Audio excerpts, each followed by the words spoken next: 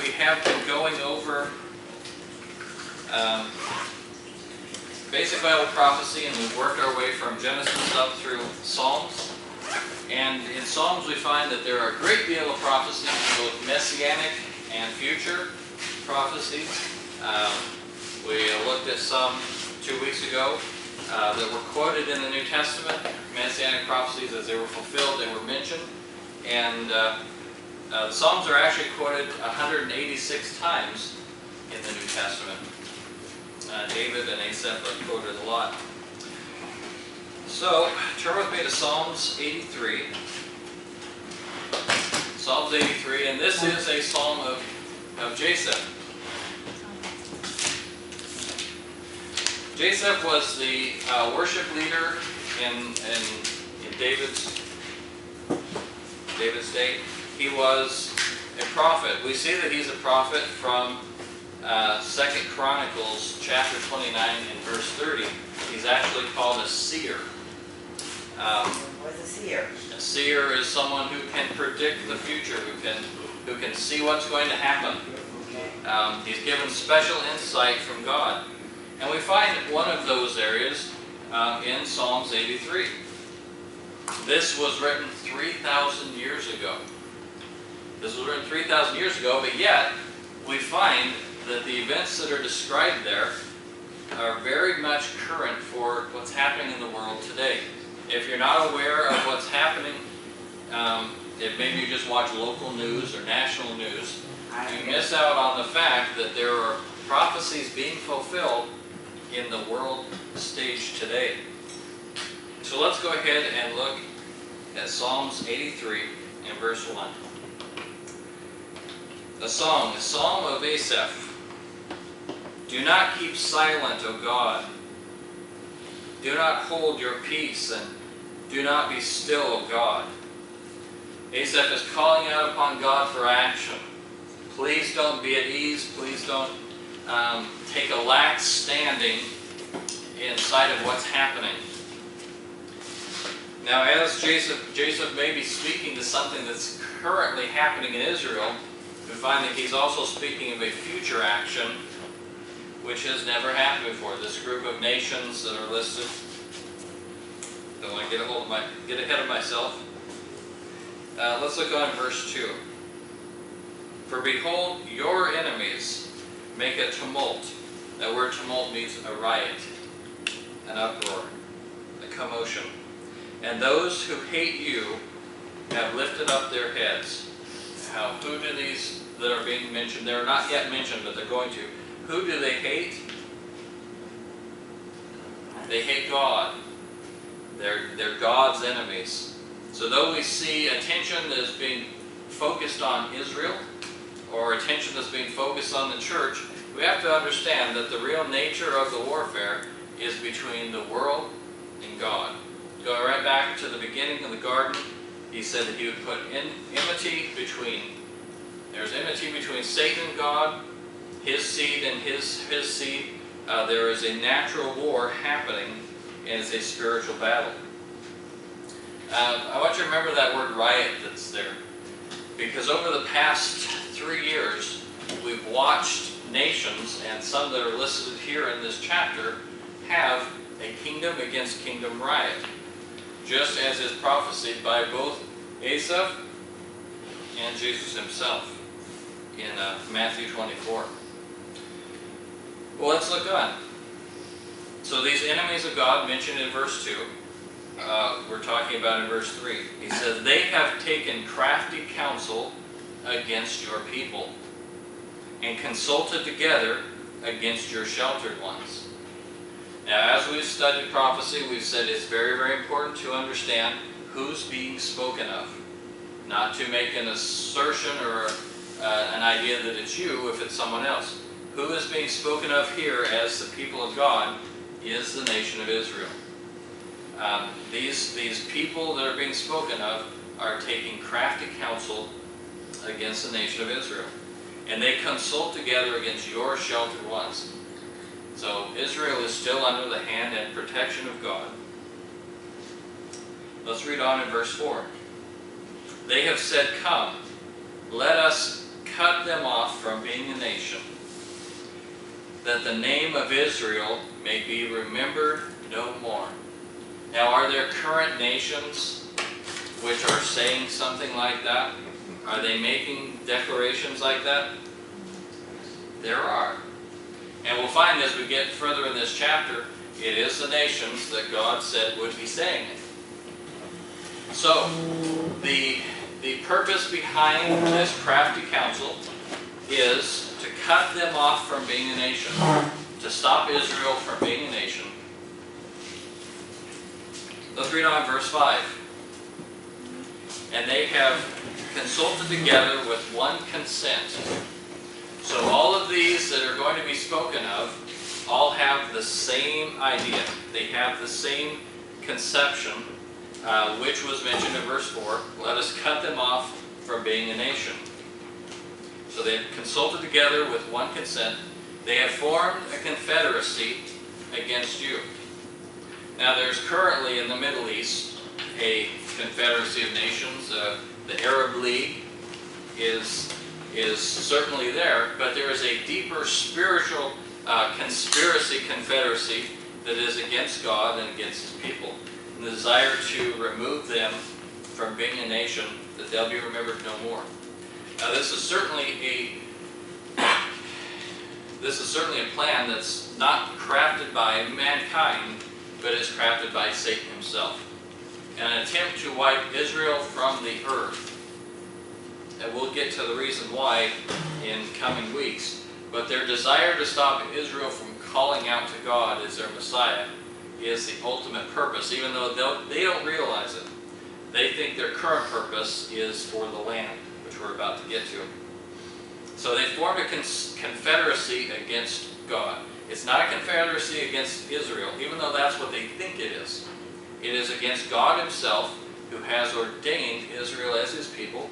He ordained, remember we said, the people and the land and the kingdom, those covenants which God made are still standing, but they are fighting against that concept. That is the concept they want to throw off. Just as we read in Psalms chapter 2, they want to throw off the law of God. They want to throw off the shackles of His kingdom. All right.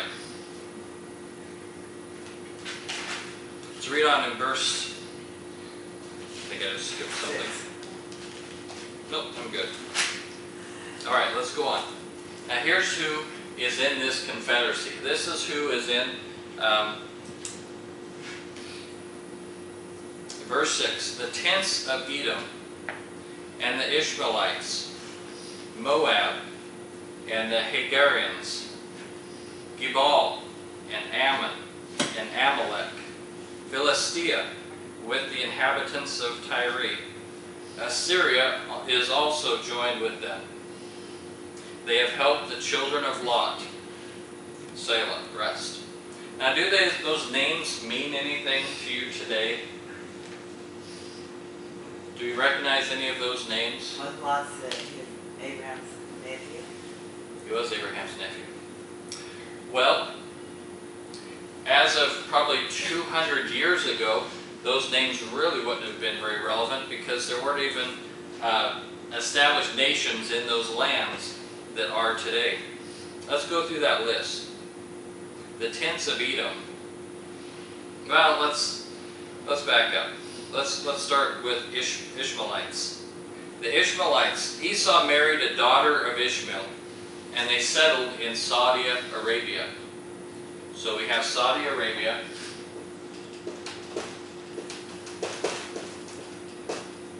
Now, Saudi Arabia was pretty much most of the Middle East was it was under control of Great Britain and France for many years. Until 1932, Saudi Arabia rose back up as a nation. You're going to find all of these nations listed in this chapter were pretty much, they were there, but they weren't really there. Kind of like Russia was there through the 80s and early 90s, but they weren't really there. They were standing in lines for toilet paper, but they weren't really there.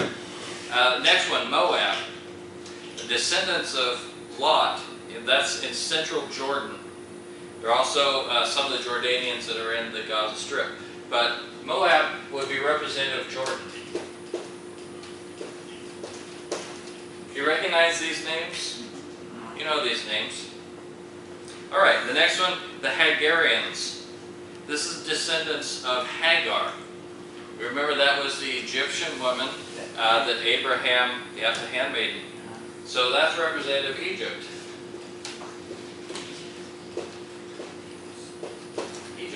Now, Egypt rose back up in power and stature in 1922. Might as well just put these dates in here. What was this, 1932? Yes. All right, Jordan, it came back during the war, 1946. All right, Gibal. These are the south of the Dead Sea. This is Lebanon, and of course the terrorist group Hezbollah.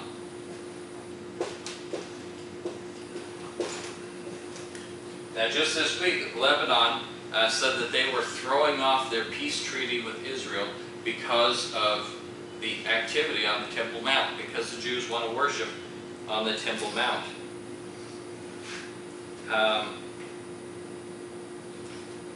Okay, and Ammon that's mentioned there, that's also Jordan. They settled in the Jordan area. Amalek, that's south of Israel, that's the Sinai area, and that's a possession of Egypt. Of course, in 1967, when there was the war, Israel actually took Sinai from Egypt, but it was given back. It was not annexed as the temple, or the East Jerusalem and the other areas were. All right. You know, I'm looking at Lebanon, and I don't think I wrote down the date. I don't think I did. Oh yeah, 1922. I think so. No, that doesn't seem right. I may have to look that one up. I think I forgot to write that down. All right, Philistia. That one is very interesting, and that is connected with the tents of Edom. That is the Gaza Strip area. That word "tents of" is suggestive of a refugee camp or an encampment. It's a temporary setup. And truly, what's happened in the Middle East, a strange thing happened. People from Jordan, Lebanon, and other areas gathered after Israel became a nation in that area of the Gaza Strip. Now, you may not realize this, but we're in the process of trying to make peace between Israel and those that they call the Palestinians, which is this tents of Edom, this temporary bunch of people. And you know, today they fired 80 missiles at Israel from the Gaza Strip. 80 missiles, and we're in the process of trying to make Israel give up land for peace to them. So, all right, so that area of the Gaza Strip, Israel became a nation again in 1948.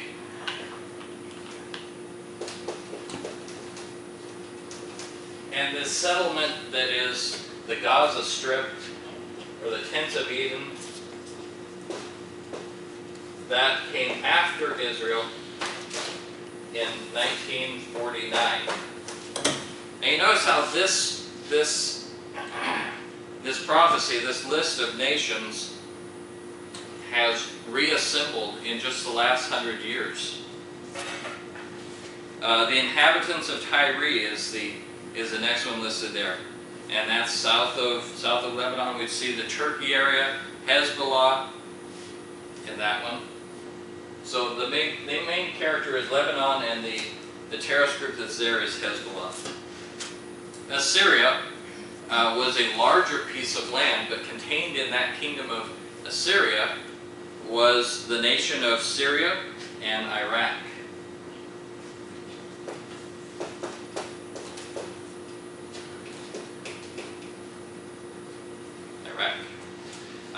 And the children of Lot, Moab and Ammon, that is Jordan. That's the Jordan area again. Now, most of the nations in the Middle East have kind of had a resurgence in the last 100 years, where they were I don't want to say they were antiquated or they were, but they were not to the level that they are today. They've had a resurgence, and that is because they are going to be used in the fulfilling of this prophecy. All right.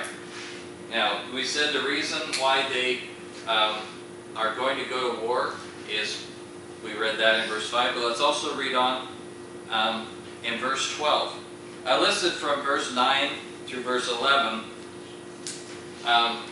The writer is asking God to deal with these nations as he did with these generals that are listed here, and these kings, which came against Israel, and God defeated them. So he's calling out to God to defeat the enemies who, in verse 10 say, let us take for ourselves the pastures of God for a possession. It is the desire of these nations to take the land of Israel for themselves. This is something that we see currently happening today. That's why this prophecy is extremely important, because we see God fulfilling his own word, which he gave to Asaph 3,000 years ago, and we see it being fulfilled today. Extraordinary. All right.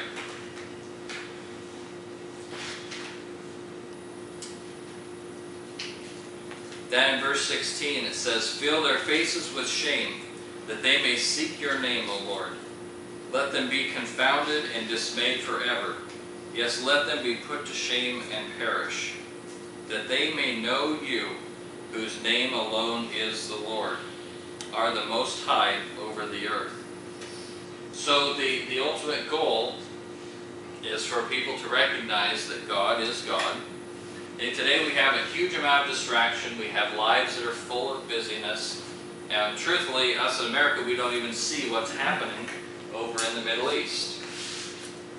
Now, over the past couple of weeks, there's been a huge resurgence in activity and desire in Israel for a temple. See, in East Jerusalem is the Temple Mount. And that's where the temple used to stand. The temple was destroyed in 70 AD by the Romans. And it's prophesied that the Antichrist is going to stop the sacrifices and defile the temple, calling himself God. In order for that to happen, there needs to be a temple. One of the pushes in Israel today is to, on this site of the Temple Mount, where the gold dome of the rock now stands, to rebuild their temple. They have all the elements ready to have their temple worship, to do their practices there of sacred worship of God. What they don't have is a temple. Who's currently in control of the Temple Mount?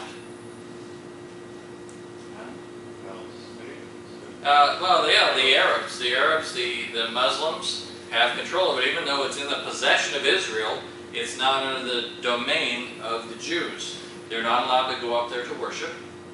When they do go up there, they get stoned. Big protests, but they've been pushing further, going up there and worshiping in the past few weeks, and that's the reason that Lebanon, several clerics there have said, we don't recognize our peace treaty with Israel, but we believe they're breaking it by going on the Temple Mount. Is that true? Is that true? Quit pulling a leg, Greg. In their viewpoint, it's true. Currently in the Middle East, there are over 10,000 missiles aimed at Israel from Gaza, Syria, Lebanon, Jordan, and Iran. All of these nations have missiles aimed at Israel. And as a matter of fact, this week, one of the military men of Iran has said, our hands are on the trigger. They are prepared to annihilate Israel with missiles. Why? Because they want the land. Because they want Israel, the people, off of that land. Now, they may not completely understand why. but those people are an offense to them because they are the people of the one true God. And there's something supernatural happening in this world, even though in their intellect it's for natural reasons. Now, this past couple of weeks we've seen Russia come to the forefront. Russia has a desire to be the energy superpower of the world. Their reason for going to war is oil and natural gas, the resources of the Middle East. One of the reasons why they moved into Crimea in, what's the nation called? Ukraine, is because of the pipeline, the natural gas pipeline.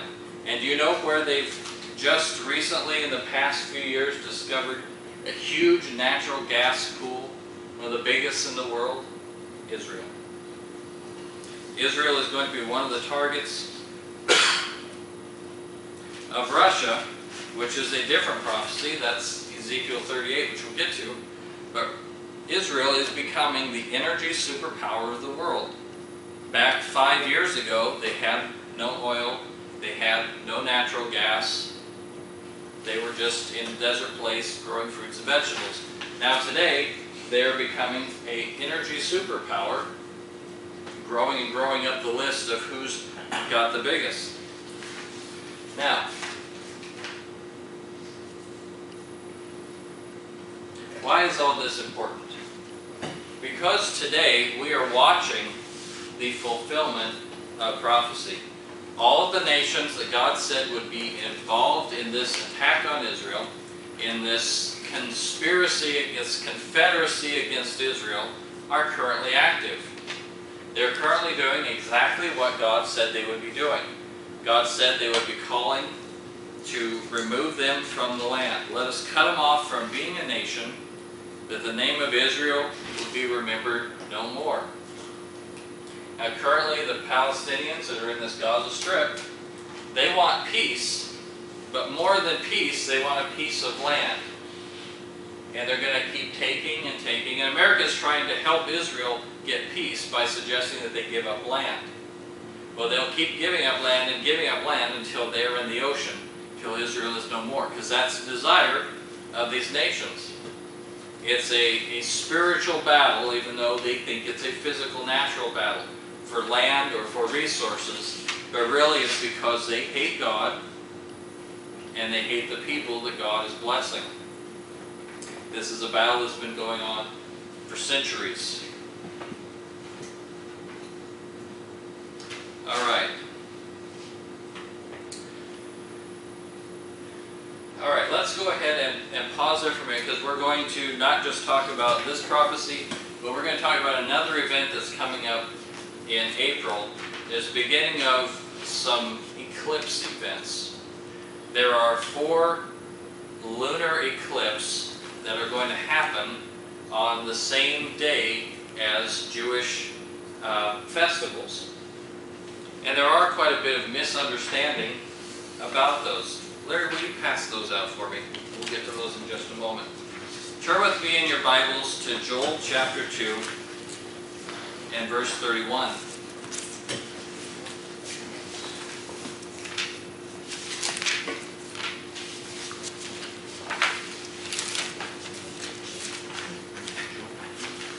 Joel chapter 2, little Joel, one of the minor prophets. And while you're looking at that, Joe or Joel? Joel. Joel chapter 2. While you're looking at that, I'm going to read Genesis chapter 1 and verse 14.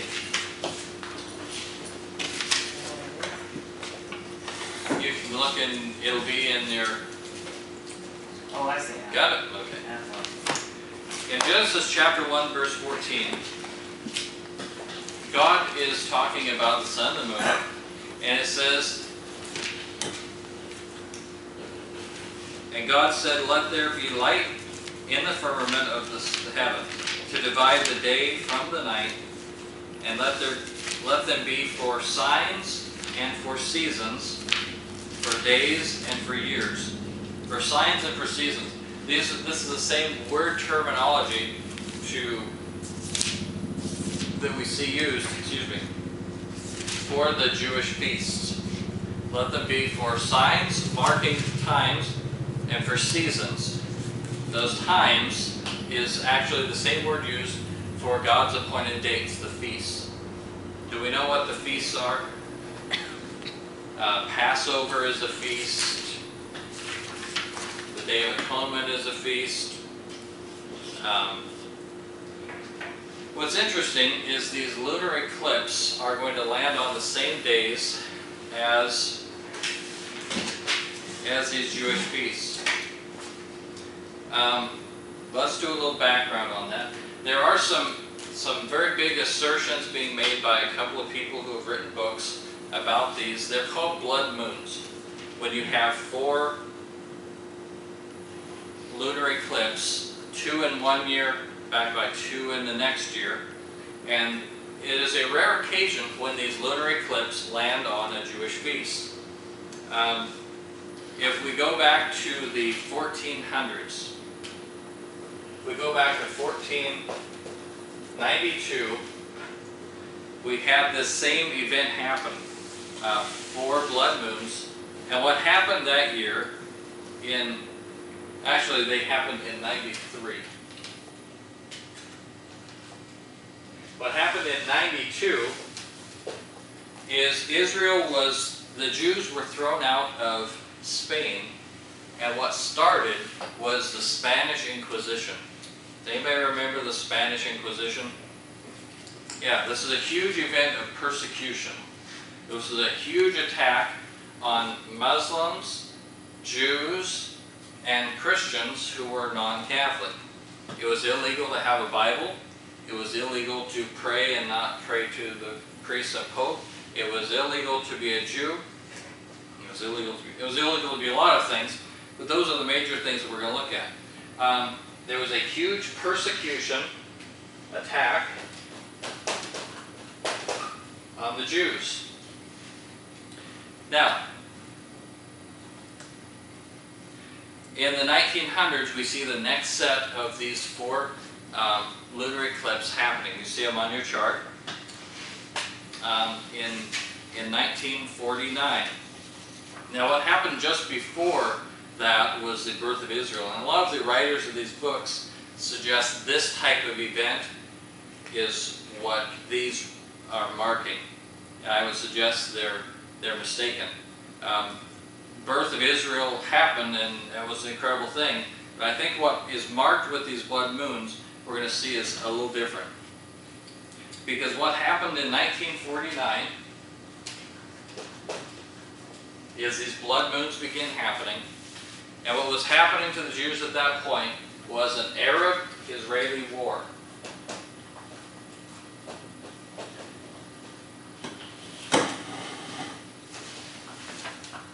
They were attacked. They were attacked from the moment they were born as a nation. The Jews are migrating to Israel, and they are under attack from all the borders. The Arab nations, when they found out that Israel was going to get this land, decided, okay, give it to them, and we'll wipe them out, and then we'll take it back and give it to the people that we now see in the Gaza Strip. Remember all these settlers, these temporary encampments? It was the desire to attack Israel and take that land and give it back to these people. I believe it was the beginning of this Psalms 38 prophecy, even though these nations were not at the level they are today. Today they have huge amounts of arsenals which are aimed at Israel. All right, let's continue. So 1948 through 1950, we see these 4 blood moons. 2 in 1948 and 2 in 1950. What makes them important is they land on Jewish feasts. They land on Jewish feast days.